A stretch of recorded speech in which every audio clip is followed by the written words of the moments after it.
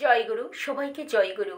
কালকে 1লা সেপ্টেম্বর আমি আলোচনা করেছিলাম যে পরমপ্রেময় শ্রী ঠাকুর অনুকূলচন্দ্র সেই ভারতের উদ্দেশ্যে, দেওঘরের উদ্দেশ্যে, বিহারের দেওঘরে বৈদ্যনাথ ধামের উদ্দেশ্যে তিনি রওনা দিয়েছিলেন, কিন্তু পৌঁছেছিলেন 2রা সেপ্টেম্বর।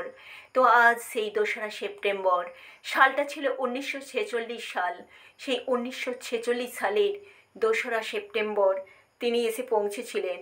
তো আমি যেখানে কাল শেষ করেছিলাম সেখান থেকেই শুরু করছি। তারপর থেকে সেই আশ্রম থেকে বেরোতে দেরি হওয়ায় ঠাকুরের গাড়ি ঠিক টাইমে ঈশ্বরদী স্টেশনে পৌঁছাতে পারেনি। ট্রেন রিজার্ভ করা ছিল, আগে যারা গেছে তারা ট্রেনে চেপেছে।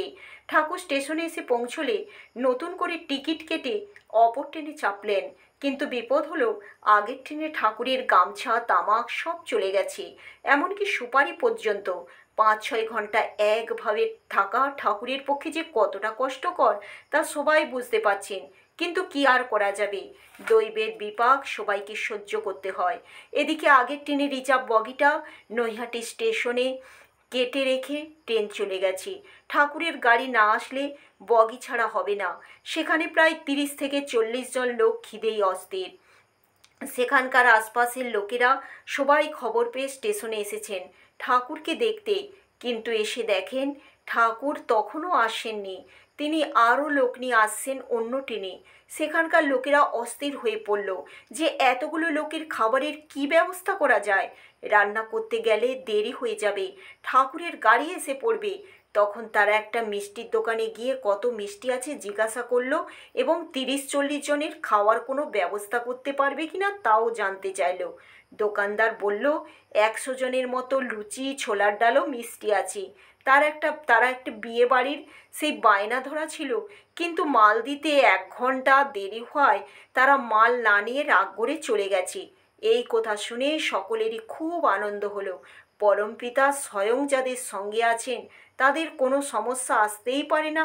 উপস্থিত সকলে পেট ভরে খেলো, আর ঠাকুরের সঙ্গে যারা ছিলেন তাদের জন্যও রাখা হলো। ঠাকুরের জন্য কিছু ফল ডাব জোগাড় করে রাখা হলো। ঠাকুরের গাড়ি এলেই সেই বগিটা তার সঙ্গে জোড়া হলো। ব্যান্ডেলে এসে আবার অন্য গাড়ির সঙ্গে জোড়া হলো। ভোরে এসে ঠাকুর পৌঁছলেন রোহিণী রোড বোড়াল বাংলোর ভাড়া নেওয়া বাড়িতে। এই হলো শ্রী ঠাকুরের সেই দেওঘর বৈদ্যনাথ ধামে, সেই ভারতের মাটিতে তিনি পা রাখলেন। ভারতের মাটিতে পা রাখলেন এই কারণেই বারবার বলছি যে তারপর তিনি আর সেই তার সাধের গ্রাম হিমায়তপুরে আর ফিরে যাননি। কত কোটি টাকার সম্পত্তি তিনি ত্যাগ করে, সেই মায়া ত্যাগ করে চলে এসেছিলেন প্রাণের তাগিদে।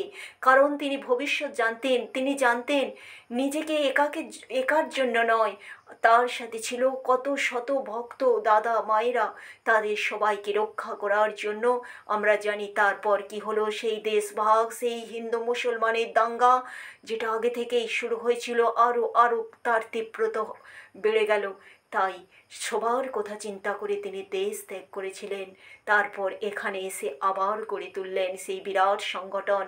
আমরা জানি তার প্রাণের সেই দেওঘর ধাম, যেখানে আজকে আমাদের প্রাণের সেই আচার্যদেব বাস করছেন। কত লীলাই না করেছেন প্রভু আমার এখানেও এসে।